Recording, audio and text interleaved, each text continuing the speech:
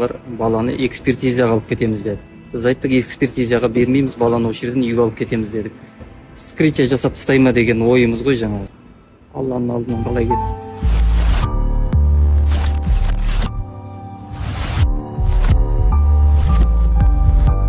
Бүгін Ербаян осы больницадан звондайды, бізге мамасына Ербаян қайтып кетті деп. Сосын мамасы келеді, папасы екеуі келген кезде қарындас па Құндыз деген келіп, жаңағы Ербаянды қараған кезде жаңағы бүкіл несі әлі жүріп та, қаны бәрі, жүрек соғысы бәрі болып тұрды. И сразу неге аппараттан суырып тастадың десе, өліп қалды дейді. Уже аппаратты суырып тастағаннан кейін уже действительно адам өліп қалады уже. Ана аппаратпен жатқан негізінде енді былай қарасаңыз Ербаян пневмонияға түскен. Үйде жақсы болатын, өзімізді пневмония емдеп, жаңа өзіміз емдеп жүретінбіз. Олар скорый шақырады, өздері скорый келеді, алып кетеді бізден Ербаянды. Алып кетеді, міне осы Ербаян осыны кетіп, 20 күнде жатты. Ешқандай, даже мен видеосын бәрін түсіріп алдым өз телефоныма. Но осы несімен демалшы еді, оны мойындағы жаңағы несімен пластикпен. Соның бәрі іріндеп кеткен. Прям кәдімгі ірін сасып отыр уже. Қарамаған вообще.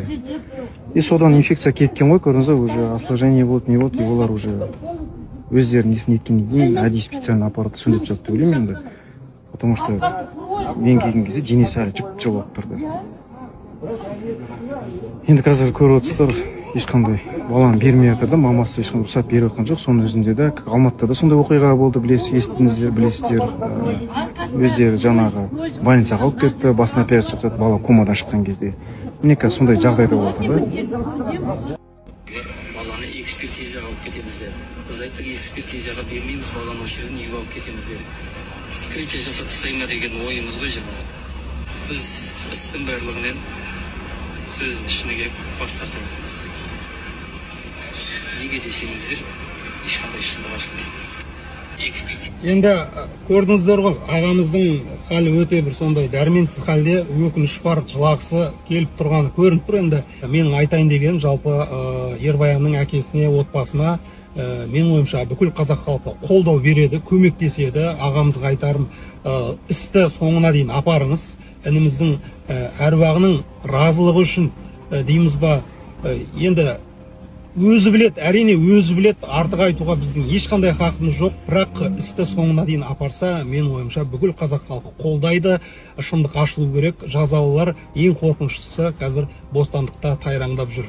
Олар ұсталып жазасын алу керек деп есептеймін. Олар баланы экспертизаға алып кетеміз деді. Біз айттық, экспертизаға бермейміз, баланы осы жерден үйге алып кетеміз дедік. Вскрытие жасап тастай ма деген ойымыз ғой жаңағы. Алланың алдынан қалай кеттім, Алланың алдынан солай келуім керек.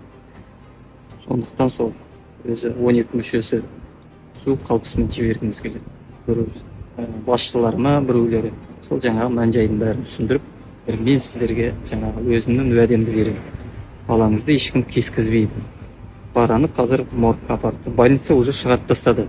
Далада жатпайды ғой бала. Оны моргқа апару керек заң жүзінде. Сол моргтан келіп алып кетесің. Смертельный справкасы бар, сол жерден алынады. Жаңа справка, тағы да бір қағаздар бар деді, сол жерден аласыздар деді. Әлі алған жоқпыз, жолдасым сол жақта.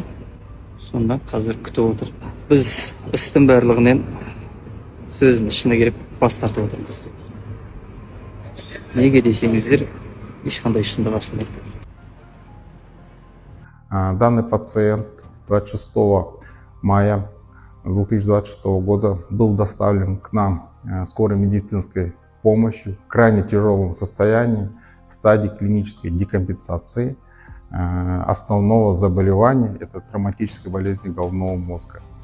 У пациента в приемном покое была зафиксирована низкая сатурация 40, также выраженная гипотония ниже 70 мм ртутного столба. Данный пациент был поднят в отделение анестезиологии и реаниматологии, где ему началась интенсивная терапия. Из анамнеза хочу пояснить, что в декабре 2023 года данный пациент получил тяжелую черепно-мозговую травму, был прооперирован в Центральной городской больнице города Алматы по поводу острой субдуральной гематомы. В дальнейшем длительное время находился в коматозном состоянии. Далее был выписан на амбулаторное лечение с диагнозом вегетативное состояние. неоднократно проводил этапы реабилитации с диагнозом вегетативное состояние, но клинического улучшения данный пациент не получил. В связи с этим еще раз хотел вам сказать, что пациент поступил к нам в стадии клинической декомпенсации с выраженной дыхательной недостаточностью на фоне двухсторонней пневмонии. В дальнейшем у него прогрессивно состояние ухудшалось, присоединился синдром полиорганной недостаточности. Пациент у нас находился в отделении реанимации, в отдельной палате, где был ему установлен круглосуточный сестринский пост, также оборудована палата всем необходимым оборудованием, слежащей техники и аппаратами жизнедеятельности. Получал весь спектр лекарственной терапии. Также родственникам был осуществлен ежедневный доступ пациентов, где они могли наблюдать за состоянием и лечением пациента. Также хочу сказать, что было проведено неоднократно консилиумы с участием как наших, так и республиканских специалистов. Также мы выходили на консилиум с врачом из Турецкой Республики. И, к сожалению, вчера состояние пациента резко ухудшилось, наросли явления полиорганной недостаточности и произошла остановка сердечной деятельности и зафиксировали летальный исход. В связи с этим я еще раз хочу принести искренние соболезнования родственникам и родителям пациента. Bir құлағаннан ер азамат өзінің бойынан өзі құлағаннан баста сонша травма болуы мүмкін емес. Түнгі сағат 2 әскер әжетханада және әжетхананың қасында неге екені белгісіз 7-8 адам жүр. Видеокамераларда ата-анасы оны көрді. Маған әлі тергеуші көрсетпей отыр ол видеокадрларда.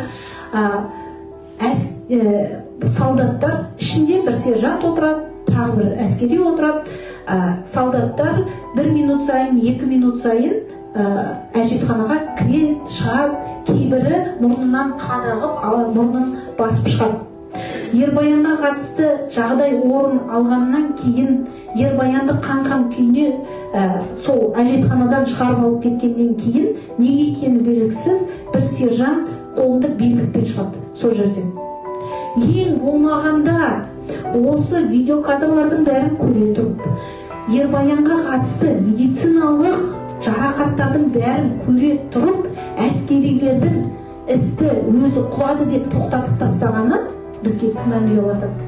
Ол қоғамға да күмән ұялатады. Неге бұл іс үлкен резонансқа ие болды? Себебі алғашқы істі тоқтату сылтаулары өте ақылға қонымсыз.